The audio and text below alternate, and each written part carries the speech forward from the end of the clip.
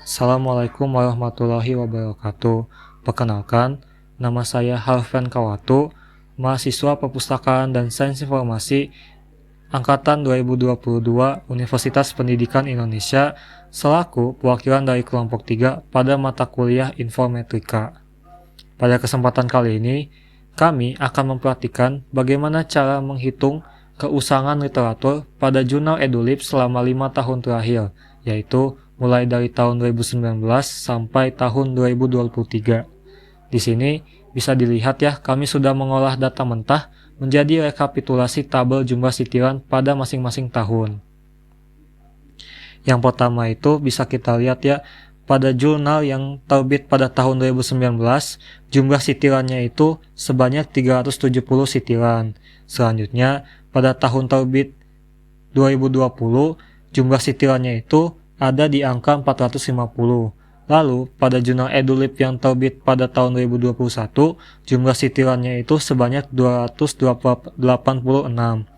Lalu, pada jurnal EduLib yang terbit pada tahun 2022, terdapat sitiran sebanyak 496. Lalu, yang terakhir pada tahun 2023, jumlah sitirannya ada di angka 156.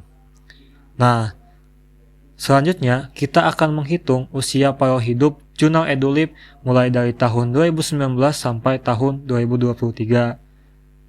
Nah, di sini yang kita akan mencontohkan pada tahun 2019.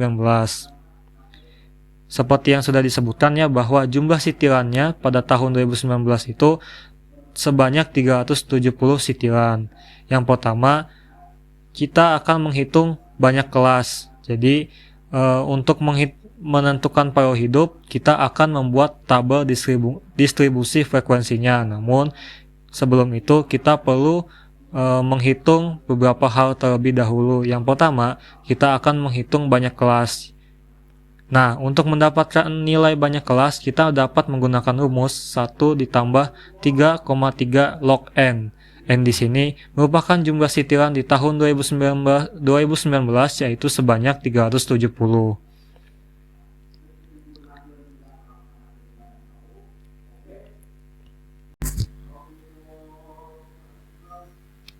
Nah, di sini telah kita dapati hasil banyak kelasnya, yaitu di angka 9,4 sekian yang kita bulatkan menjadi 10.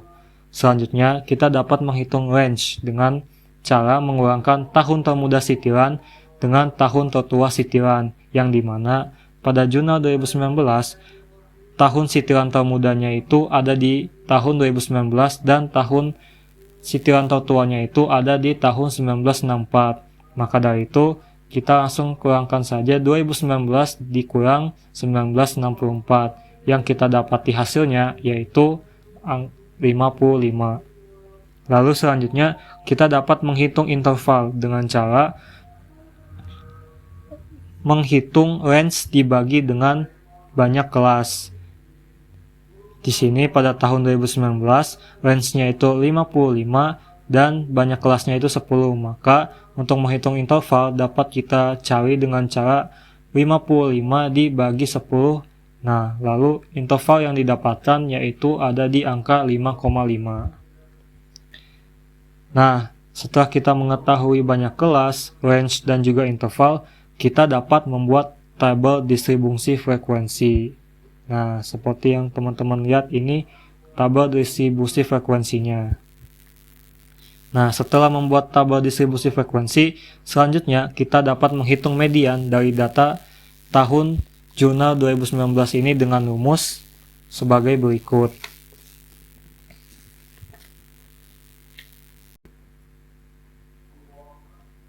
Nah, untuk mencari median, rumusnya itu adalah batas bawah kelas median ditambah panjang kelas dikali dalam kurung setengah N atau banyaknya data dikurang jumlah frekuensi kelas-kelas sebelum kelas median dibagi frekuensi kelas median. Nah, pada contoh data tahun 2019, kita dapati hasil mediannya itu sebesar 2017,6. Nah, langkah selanjutnya ialah menghitung usia pada waktu dengan rumus. Rumusnya adalah tahun termuda dikurangi median yang telah kita dapati.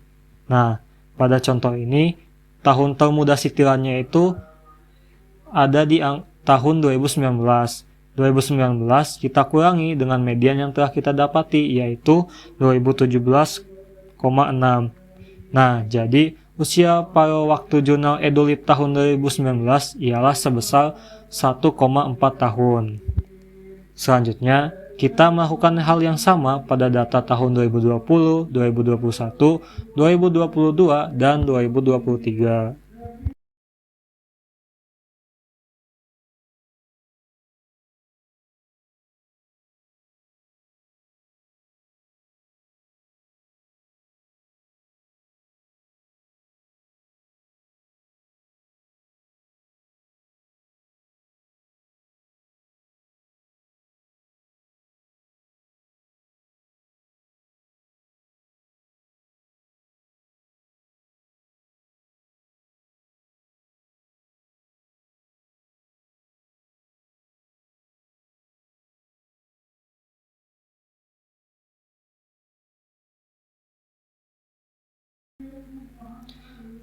Setelah diketahui usia paruh hidup pada masing-masing tahun, kita dapat menentukan atau menghitung tingkat keusangan secara keseluruhan.